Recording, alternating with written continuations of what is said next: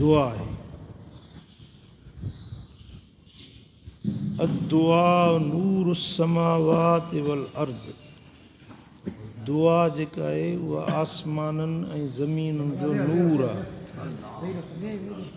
ज़मीन आसमान जो नूर दुआ आहे ऐं मोमिन बाने जो हथियार दुआ आहे। फ़इन्नहु लन यहलिक अहदुन मअ दुआ, दुआ घुरण वारो कॾहिं बि हलाक न थींदो। दुआ घुरंदो रहे, दुआ घुरंदो रहे, अलाह साईं कॾहिं बि उनखे हलाक या बर्बाद न कंदो। जेका मुसीबत लथी आहे दुआ उनखे टारे छॾे थी। जेका दुआ मुसीबत लहण वारी आहे दुआ उनखे बि टारे छॾे थी। अलैकुम बिद्दुआ या इबादल्लाह, साईं फरमाइनि था ए अल्लाह जा बानो तव्हांखे ज़रूरी आहे दुआऊं घुरंदा रहो। दुआ घुरण में मलूल न थिजे, थकिजी न पइजे, यार जेतिरी दुआ घुरी अथमि अञा मुंहिंजी दुआ क़बूल न थी आहे, अञा असरु ज़ाहिर न थियो आहे। न, दुआ घुरंदा रहो, घुरंदा रहो, तव्हांजी का बि दुआ रद्द न थींदी। सम्झो था, दुआऊं ई मोमिन बाने जे लाइ सभ खां वॾो सहारो आहिनि। हुज़ूर नबी करीम सल्लल्लाहु अलैहि वसल्लम जन फरमायो आहे त ला युरद्दुल क़द्र इल्ला दुआ, तक़दीर न मिटबी आहे पर दुआ तक़दीर खे बि मिटाए छॾींदी। दुआ सां लिखियल तक़दीर लोह महफ़ूज़ वारी उहा मिटजी वेंदी आहे। दुआ सां न थियणा कम बि थी पवंदा आहिनि। दुआ उल्टा कम बि सिधा कंदी आहे। दुआ मर्ज़, दर्द, कर्ज़, परेशानियूं, मुश्किलातूं दुआ टारे छॾींदी आहे। ज़रूरी न आहे त को उहा दुआ जुनैद बग़दादी घुरे या बाज़ीद बुस्तामी घुरे या पीरान पीर दस्तगीर घुरे। वलीअनि जूं दुआऊं त बेशक वॾे शान वारियूं आहिनि, पर गुनहगार बानड़ो बि जेका दुआ घुरंदो रब उनजी रद्द न कंदो। सम्झो था, हाणे हे टाइम जेको ई कोरोना जी वायरस आई आहे, दुआउनि जो वक़्तु आहे।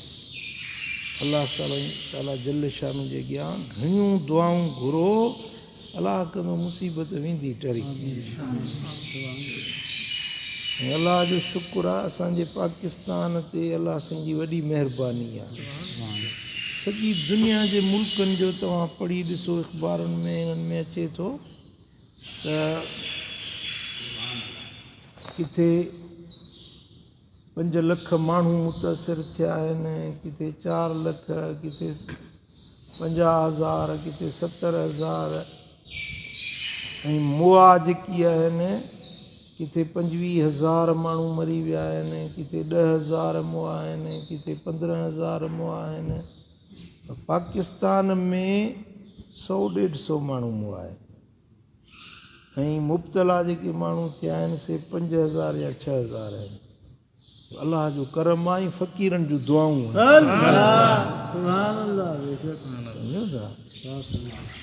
दुआऊं घुरंदा रहो। अलाह साईं जल शानो मुसीबतुनि खे दुआउनि सां टारींदो आहे।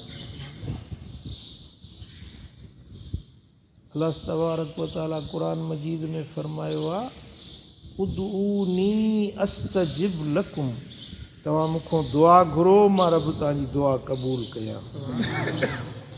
इन्नल्लज़ीन यस्तकबिरून अन इबादती सयदखुलून जहन्नम दाखिरीन, जेकी मुंहिंजी दुआ खां मुंहुं मोड़नि था, दुआ घुरण छॾे ॾियनि था, उन्हनि खे ज़लील बणाए जहन्नम में फिटो कयो वेंदो।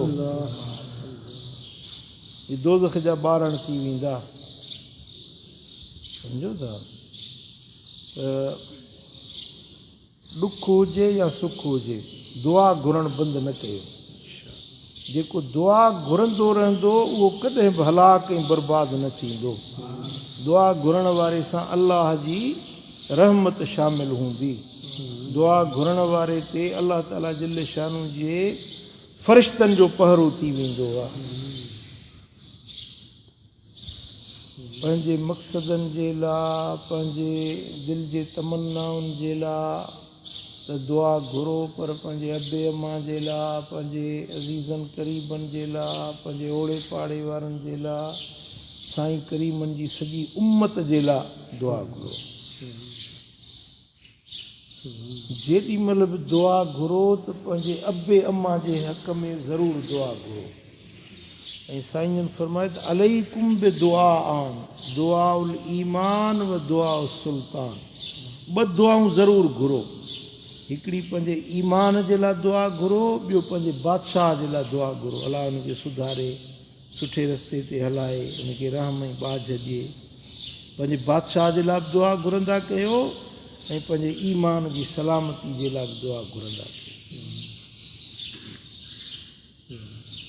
जेको दुआ घुरण वारो आहे, अलाह जी रहमत उनखे क़रीब हूंदी आहे। उनजा ॾुख ग़म बीमारियूं दर्द मुसीबतूं दुआउनि जे सदके अलाह टारे छॾींदो। अलाह ताला जल शानो असांखे दुआउनि